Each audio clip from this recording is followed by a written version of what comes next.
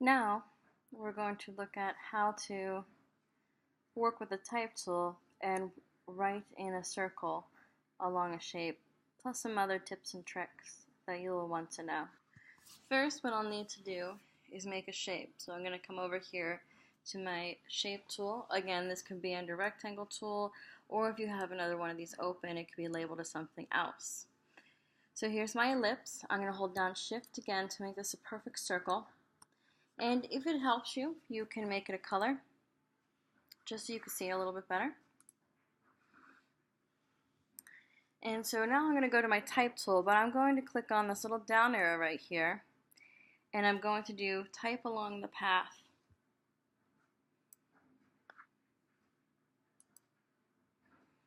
And so what I've done, I've just clicked on the outside of sort of where I wanted it to type. And right now you're going to see just a filled in typeface. It's called Ipsum Lipsum, or Lorem Ipsum. And so all you have to do is delete that, and then you can type in whatever you like there. So I'm just going to highlight this, and I'm going to come over to my A, which is character. Now remember, if you can't find this here, just go up to Window, all the way down to Type, and then Character. Or the hotkey is Command T. And I'm going to change this. You should never really use Myriad Pro. It is a default typeface just to get your type up and going. So always try to find a different typeface to use. And really, I just want to show you the different typefaces you have in the program, but also if you have Adobe Creative, you can download X many typefaces for free.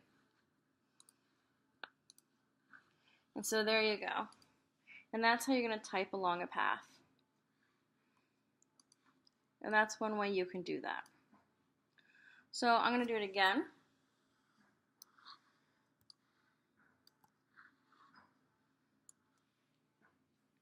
And then type tool area.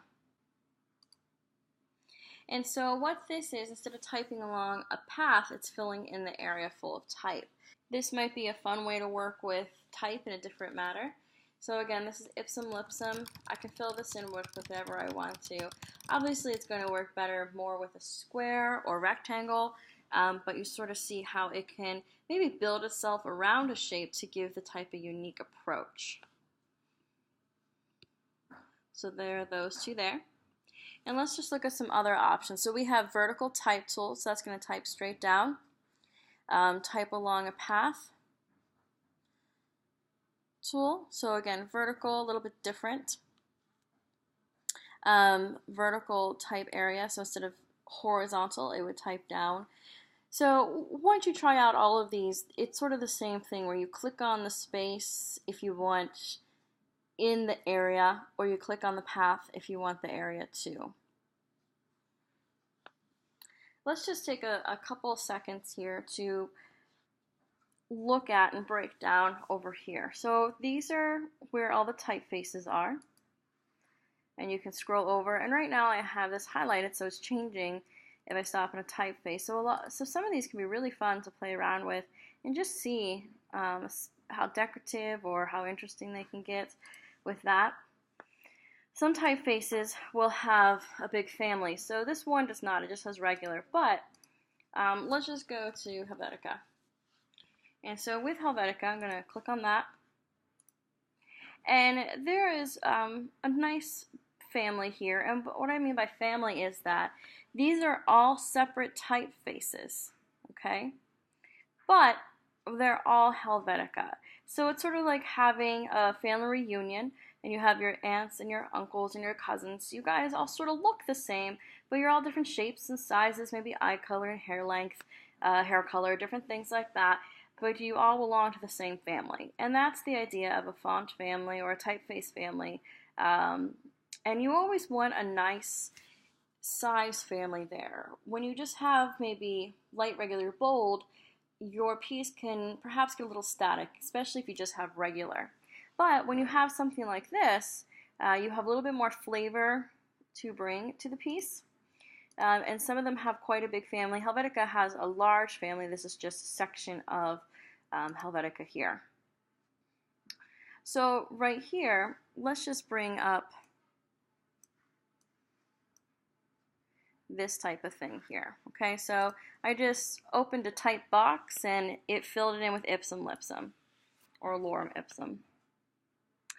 And so if I select this, and I come over here, this is my point size. Okay, so the size of the typeface. So this is 10 point versus 72.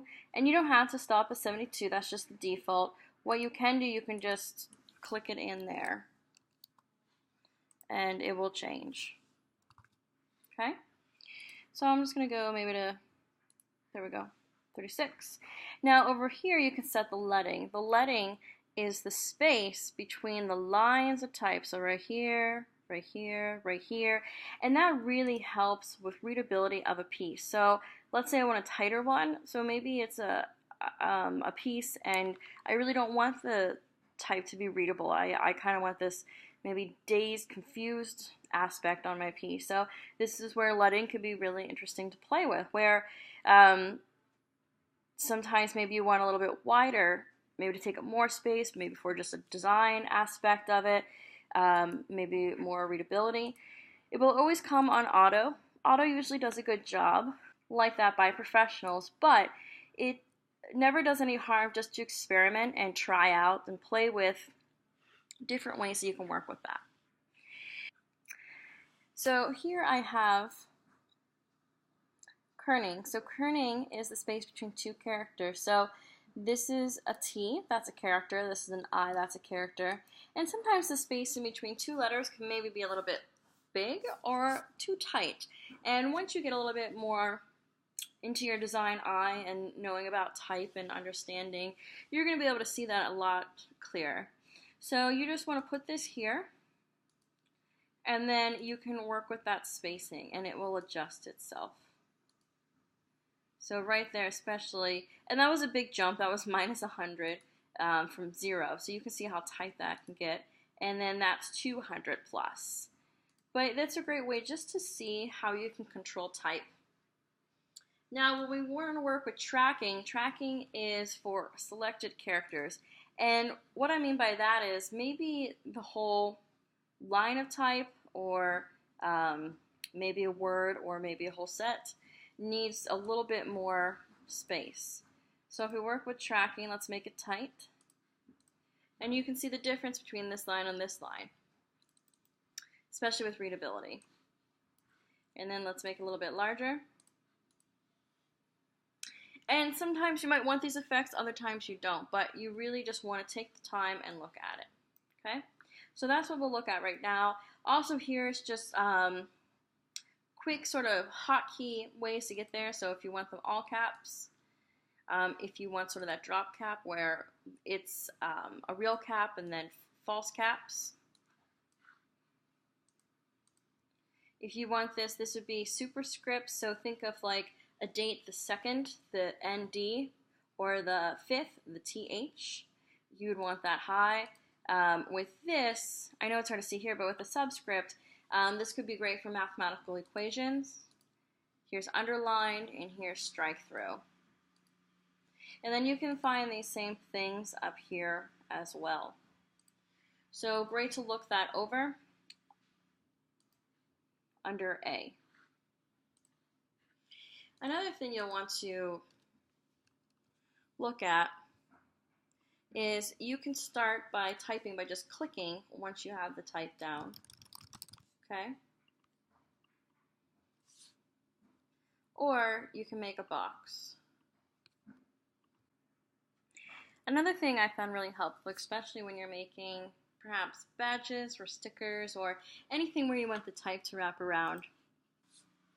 So I'm going to create 2 circles, same size. Remember, Option Command, click on your mouse and drag.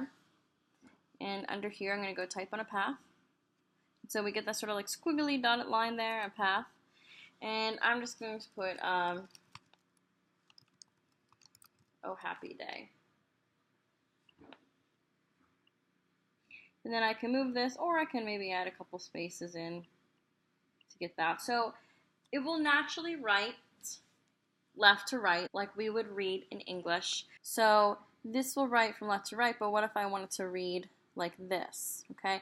And that could be somewhat tricky because this is just used to wrapping around in a circle. So I'm going to come over here.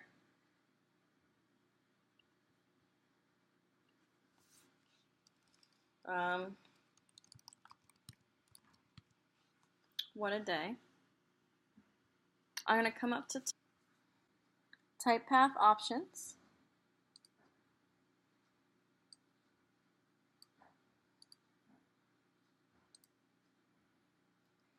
And I'm going to flip this. So you can see the different ways you can work with this, but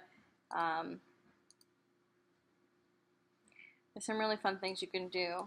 But I want rainbow baseline because I want it to go along the blue line. And I always want to preview it. And spacing, again, you can work with that. You can push OK. And with this, I'm going to twirl it around again. And you might have to work with the spacing, so you might have to add a space or two to get it the way you want it. So as you can see here, they're not totally lined up together. They're close, but they're not perfect. So I want to come over here to my Align tool, and I'm going to come over to my Vertical Align Center. And so that's a great way that you can work with type. It's cheating the system, but in the correct way that you need to in order to get the effect that you want.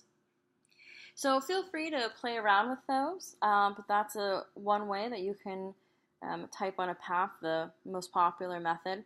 And feel free to experiment with these and get comfortable with knowing about leading and kerning and tracking. Those are really helpful. And though you shouldn't really lay out a lot of type in Illustrator, you should mostly do your graphics and then move that over to InDesign. It's really good to know the type tools in every program that you work with. They're very similar, but InDesign will have the most control, but Illustrator can have some more fun with it at times.